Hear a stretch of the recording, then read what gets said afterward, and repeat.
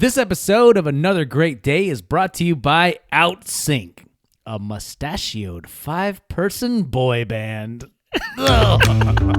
It's Thursday, March 21st, 2024, and that sound of disgust was legitimate.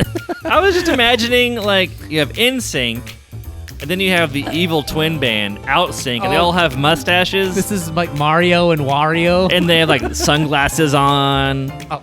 They're all slightly overweight and can't dance that well. No, it's like balding. This is a reference to Jean-Claude Van Damme in Double Impact. Oh, His evil twin. That's right, has a mustache, and that's the differentiator. That's it. So they shoot the whole movie, and it's just him playing both parts, and one of them has a mustache. So I assume they glue it on for those scenes. I never trust people with mustaches now. You're up to something, buddy. Oh, well, welcome back to Another Great Day. I'm Aaron, and this is Chris, who does have a mustache. I also have a full beard. And a full beard, that's true. And eyebrows. And I'm Aaron, and yeah, we'd like to welcome you to this great podcast off to a great start. Is it possible to... Also, I guess people don't have eyebrows sometimes. Yeah, some people don't. Or they have a unibrow, one big one, like Bert from Sesame Street. Big. Yes, the Count. Oh, different Sesame Street. Or Muppets. Oh, here we go. We've got interaction. We got creativity, and you want conversation? Well, you came to the right place, folks. All right, today's Thursday, and that means we're going to have Thursday backwards song lyrics, which is our first bit of the show. This is a part of our show where we're going to try to read song lyrics to each other backwards. All right. Novel concept. It's in the title. All right. Chris, I think mine's going to be harder than yours today. So should I go first, or do you want to go first? So I think let's end it on a good note. Okay, you go. Because I think I might be able to guess yours. Okay. But I'm going to be shocked if you can guess mine. Okay. Do you want a hint before we start? Oh, yeah. Okay. I'll take every hint you got. This song came out in the decade Somewhere over of the rainbow. 2000s. Somewhere over the rainbow. Okay, sorry. All right, the chorus goes like this. Smiles she when her love absolutely I.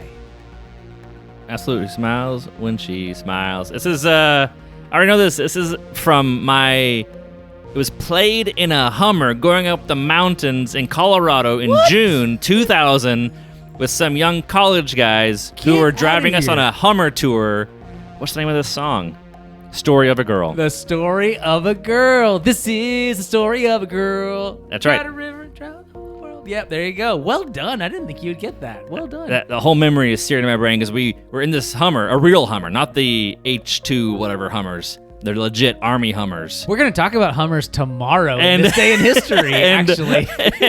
And I remember it being so cool because in the Hummer, he could push a button and make the wheels inflate or deflate. Oh my gosh. And How are Hummers so cool? And we were going up and down the mountain on these rocks through rivers and streams and snow and ice. And it was June and there was still snow on the ground. And I was eighth grade and I was confused and the song was so catchy. It never left my brain.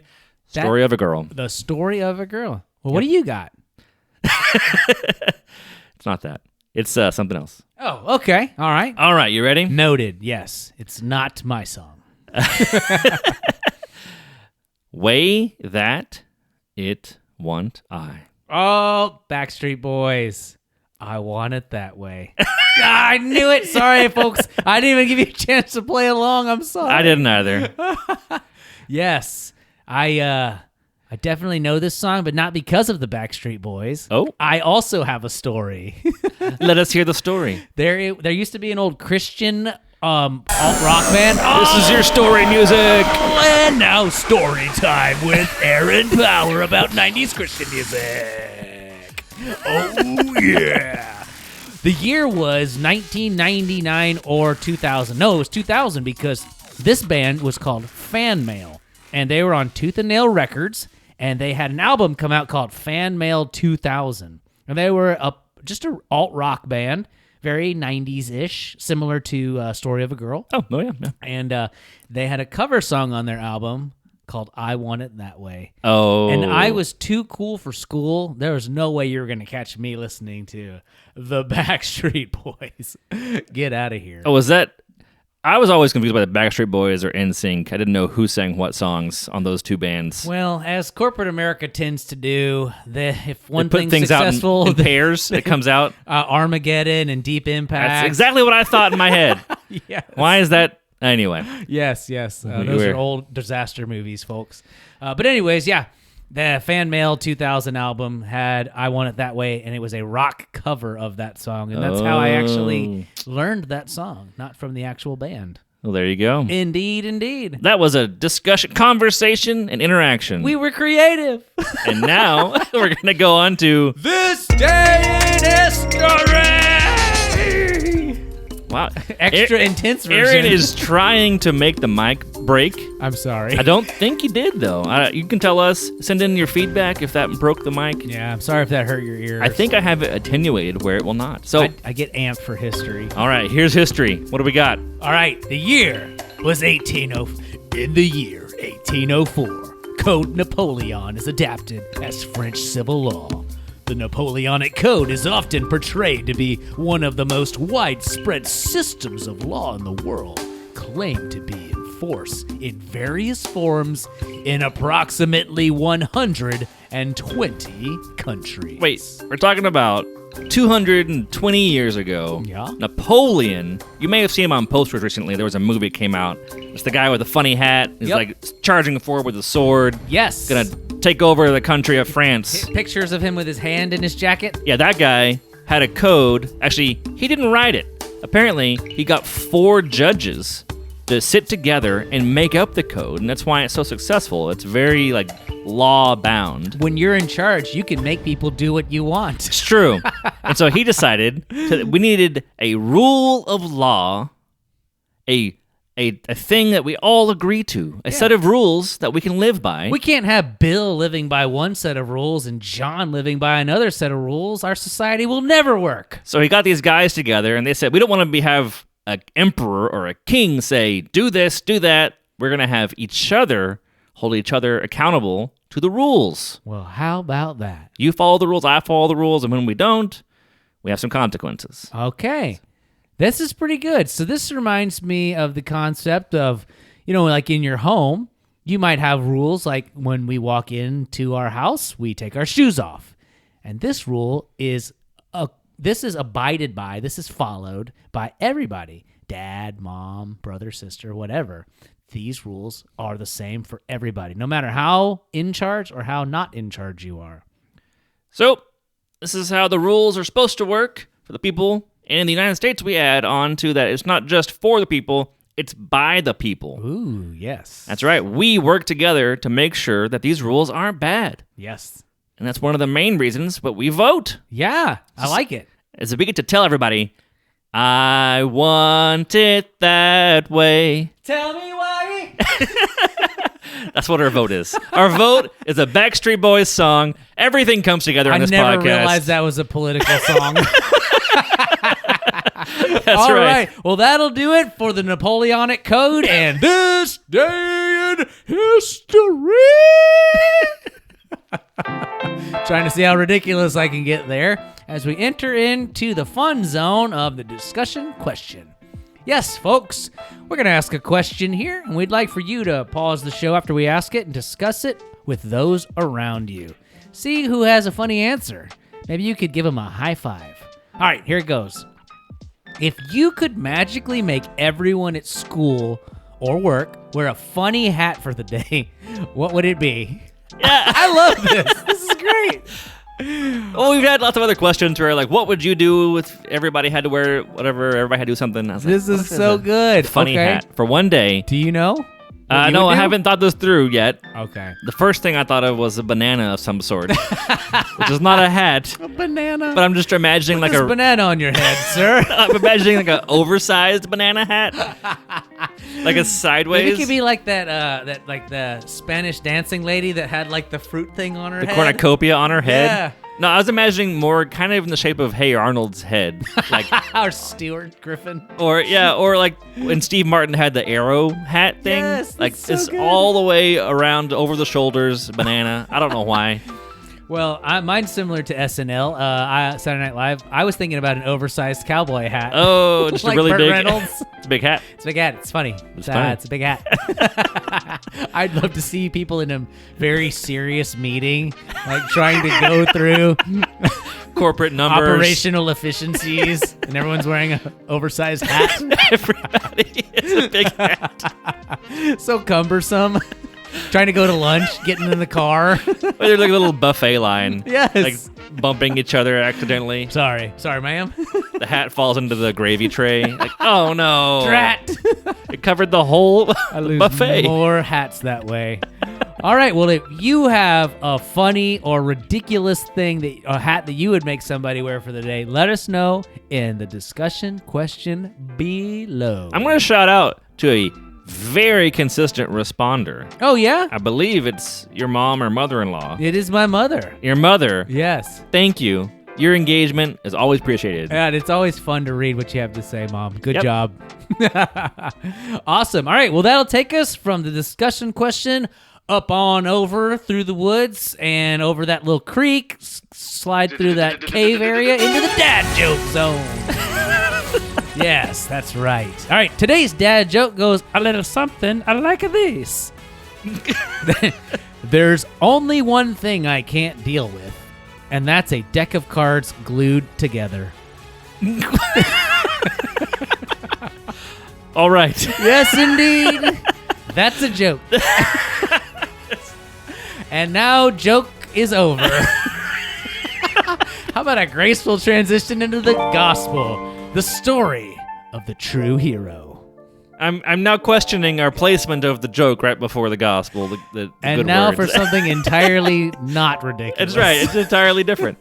It's all right. The juxtaposition. It's good. Like Frosty and French fries. They don't normally go together, but they are so good. When you're looking at pictures and drawings, you're not looking at what is similar most of the time. You're looking at contrast. Like if you see a cartoon drawing, you're not looking where it's just the white paper or just the black line, but you look where the black line and the white paper meet, and then your brain knows that's a shape. Whoa. So contrasting ideas can help outline things more distinctly. And break them up a little bit. That's right. All right. Well, we're going to be reading today from Mark chapter 1, verses 21 through 34. And as a little side note to any parents of younger children, we are going to be talking about a little bit of spiritual darkness here. So if you want to pause this and listen later or skip ahead, you can do that. But just wanted to give you a little heads up there. You know your people better than we do. So just a friendly heads up there. Chris, if you want to read the first several verses, I'll read the second half. Or Sounds good. Let's Okay, do it. Do it. This is 21 through 34. I'm going to read 21 through 27-ish. All right. And they went to Capernaum at once. I love Mark as always. Action. At once on the Sabbath, Jesus went into the synagogue and taught. He ran to teach. Sorry. Let's go. They were astonished at his teaching. He wasn't like the legal teachers of the day.